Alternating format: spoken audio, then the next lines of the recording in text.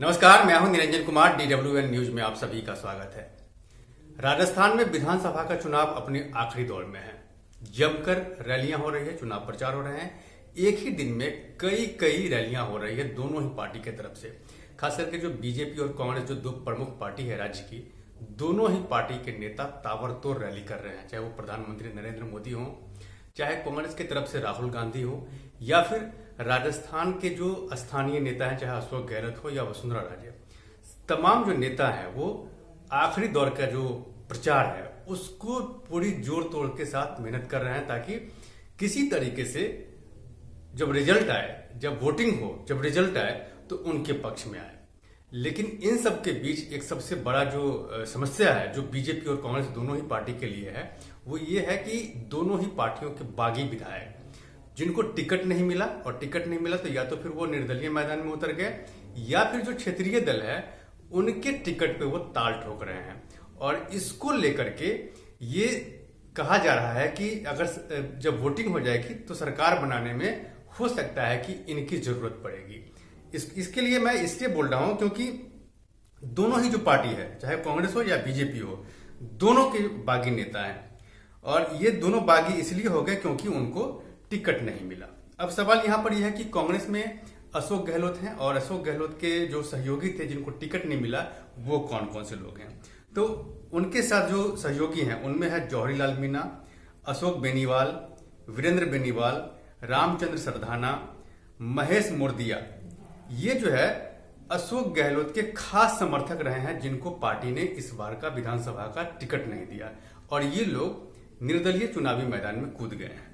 अब अगर हम बात करें बीजेपी की, तो बीजेपी में जो है वसुंधरा राजे सिंधिया की जो समर्थक हैं, खास करके जिनको बीजेपी का केंद्रीय नेतृत्व टिकट नहीं दिया है, उसमें है कैलाश मेघवाल हैं, जो 7 बार के विधायक रहे हैं। उन पर करप्शन का आरोप लगा हुआ था, इसी वजह से उनको टिकट नहीं मिला था। यूनुस खान है जो टोंक से हैं। इसके साथ साथ बंशीधर बाजिया हैं, भवानी सिंह राजावत हैं, जीवाराम चौधरी हैं। ये वो विधायक हैं जो बीजेपी के रहे हैं और इनको टिकट नहीं मिला, और इनको वसुंधरा राजे सिंधिया का समर्थक माना जाता है। अब जो अभी चुनाव अपने आखिरी दौर में है, तब एक बात जो है वो राजनीतिक दल लगातार कह रहे हैं, और जो राजनीतिक विश्लेषक हैं वो उनका ये कहना है कि ये जो बागी विधायक हैं, जो बागी रूप धारण करके निर्दलीय मैदान में उतरे हुए हैं, इनकी जीत की संभावना ज्यादा है। और ये कहीं ना कहीं बीजेपी और कांग्रेस दोनों ही बड़ी पार्टियों के लिए नाक में दम करके रखी हुई है। एक और बात है कि इन बागियों के उतरने से न तो अशोक गहलोत को कोई दिक्कत है, और न ही बीजेपी में वसुंधरा राजे सिंधिया को कोई दिक्कत है। क्योंकि ये अगर बागी जीत जाते हैं, भले पार्टी मान लीजिए किसी को बहुमत नहीं मिलती है, और ये बागी अगर जीत जाते हैं, तो अगर हम कांग्रेस की बात करें तो कांग्रेस में ये तमाम जो बागी हैं वो हैं अशोक गहलोत के साथी। तो अशोक गहलोत जब सरकार बनाने के लिए जब आएंगे, जब उनको लगेगा कि बागियों की मदद से वो सरकार बना सकते हैं अगर, तो तब वो कांग्रेस की जो आला कमान है उनके साथ सीएम के लिए अपना दावा पेश कर सकते हैं, दावा ठोक सकते हैं।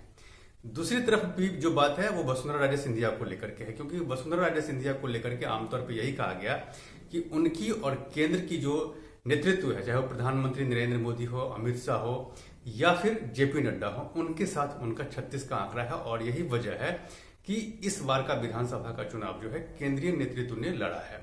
और आपने देखा होगा कि कई बार ये खबरें आती भी रही कि वसुंधरा राजे सिंधिया जो हैं उनसे केंद्रीय नेतृत्व नाराज है, और यही वजह है इस बार परिवर्तन यात्रा जो निकाली गई थी राज्य में, उसमें उनको कमान नहीं मिली थी। हालांकि वो लगभग तमाम जो रैलियां थी उसमें वो शामिल रही, प्रधानमंत्री मोदी की रैली में हो, या फिर अमित शाह की रैली में हो, या फिर नड्डा की रैली में हो, वसुंधरा राजे सिंधिया मौजूद रही थी।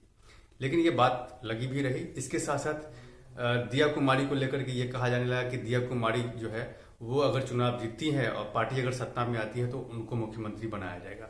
लेकिन आखिरी वक्त तक अगर देखा जाए तो कहीं ना कहीं वसुंधरा राजे सिंधिया को लेकर के अब बीजेपी भी जो है उसका पॉजिटिव रूप दिखा है।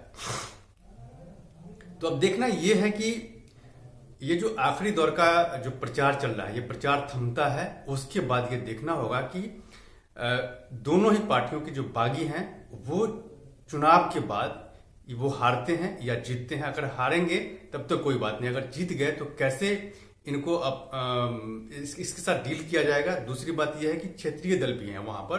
देखना यह है कि 25 नवंबर को वोटिंग होगी और 3 दिसंबर को जब काउंटिंग होगा तो उस समय कौन सी पार्टी सत्ता में आती है, बहुमत से आती है, या फिर उनको निर्दलीय का सहारा लेना पड़ेगा।